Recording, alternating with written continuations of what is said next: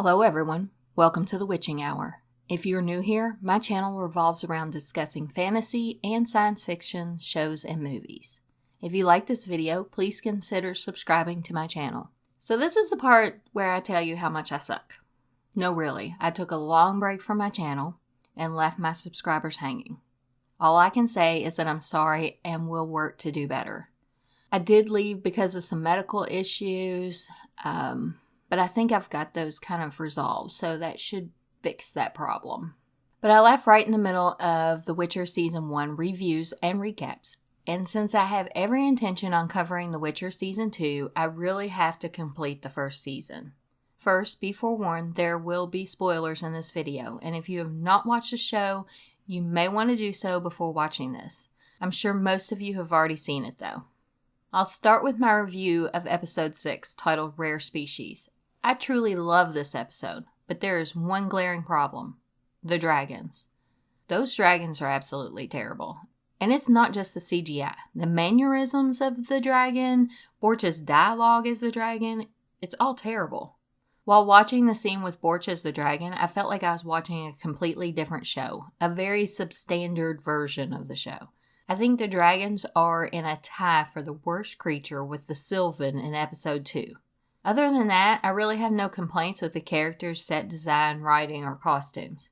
Well, let me take that back. I'm always going to have an issue with Nilfgaard's uniforms. They're terrible. But from what I understand, they have changed those for the Season 2, so that is definitely a good thing.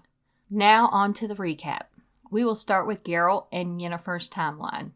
The show opens with Jaskier singing, and then two men decide to try and steal from Geralt while he's in the cave fighting a monster because they figure he's already dead. Jaskier tries to stop them, but let's face it, he's not the type that is capable of the kind of violence required in a moment like that. Borch 3 Jackdaws interrupts and demands that they stop. He's accompanied by two badass women that I wouldn't want to mess with. Taya kills one of them, and Geralt emerges from the cave. Introductions are made. Borch tells Geralt that he's been looking for him, and they go to an inn together to eat, drink, and discuss. He proposes that Geralt help him with hunting a dragon. The king wants the dragon dead, and 4 teams have been formed to kill it. The winning team will be rewarded. Geralt turns him down because he does not kill dragons. It's at this point we get to see the other 3 teams, which consist of the dwarves, the Reavers, and then in walks Yennefer with Sir Ike. It's at that very moment that Geralt basically changes his mind and decides he's going too. The following morning, they all set off towards the mountain where the dragon is thought to be located.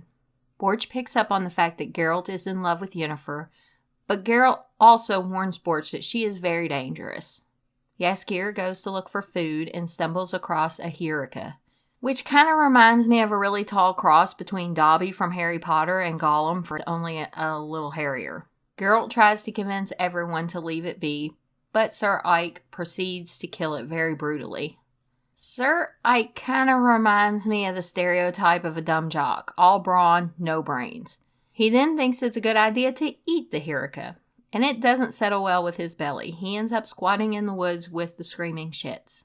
The others are sitting around the fire, and Yarpen, one of the dwarves, tells them about Nilfgaard conquering one kingdom after another. At first, Yennefer laughs it off until she realizes that he's serious.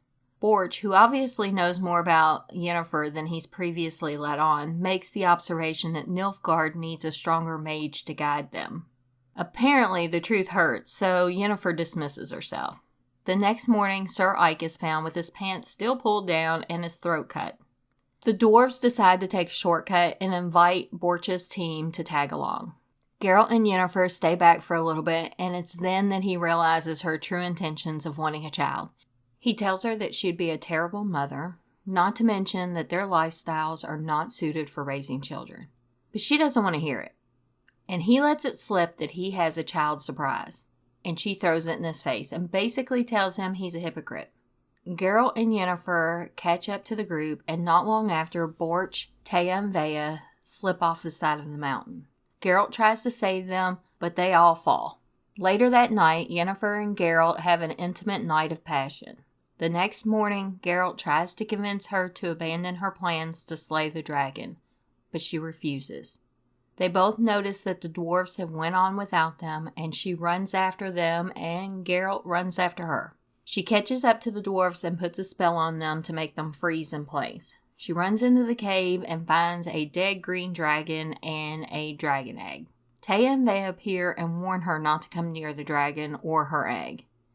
It's about then that Geralt arrives, and then Borch enters, who is now transformed into the hideous golden dragon.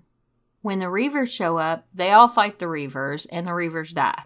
Yennefer has apparently changed her mind about the dragon heart, that she wanted to help her with her infertility, but they still have the dwarves to deal with. So when the dwarves show up, Borch, who is now in human form, offers them the dragon's teeth if they don't ask any questions, which they agree to. Borch ends up revealing the truth about Geralt's last wish, which basically tied him to Yennefer, and she's pissed because he's taken away her free will, and she will never know if her feelings are legit or just a wish that was granted by a djinn. Then Borch throws a few truth bombs. He tells Yennefer that she will never bear a child, and he tells Geralt that he will lose Yennefer. She quickly lets it be known that that ship has already sailed. And Geralt gets a little sappy and tells Borch that he's just lost what he's been missing. And Borch hits him with one more truth bomb and tells him that Yennefer is not what he's been missing, and that he's been missing his child's surprise, which is Ciri.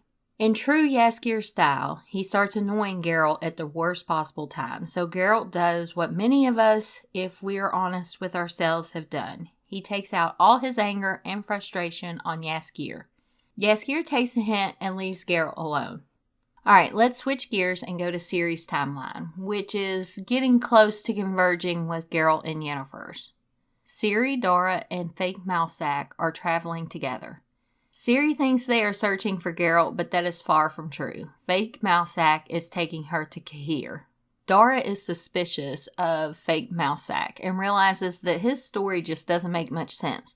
But Ciri wants to believe so badly that Mousesack is there to save her that she misses all the warning signs. But her intuition finally kicks in, and she asks him questions about his home. He ends up getting annoyed and eventually screws up on one of the questions. She stops dead in her track. He tries to force her, but Dora comes to her defense, and when the imposter reaches for Dora's knife, the silver burns him and he drops it. Ciri sees this, grabs the knife, and pushes it against the Doppler's neck, which makes him take his true form. Ciri runs off alone, with the Doppler following right behind her. But it appears that she gets captured by a Nilfgaard soldier. When she wakes up, Cahir is stooping in front of her. He is trying to convince her that he only wants to help her fulfill her destiny. Cahir turns his back, and Ciri transforms into Cahir. The Doppler has tricked him into thinking that he was Ciri. The Doppler had apparently already caught Ciri and tied her to a tree. Dora finds her and unties her, then tells her that she's as bad as Queen Calanthe. She's visibly upset about it, but basically says screw this because she knows that she has shit to do. Dora basically abandons her and she sets off alone. So this episode basically ends with Yennefer, Ciri, and Geralt all on their own. Whoops, I almost forgot to tell you about Cahir's ending. He basically loses his shit and kills a bunch of people trying to find the Doppler.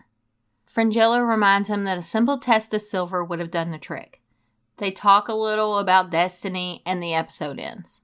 Let me know what you think in the comments down below. If you like this video, please give me a thumbs up and consider subscribing to my channel. Have a great day.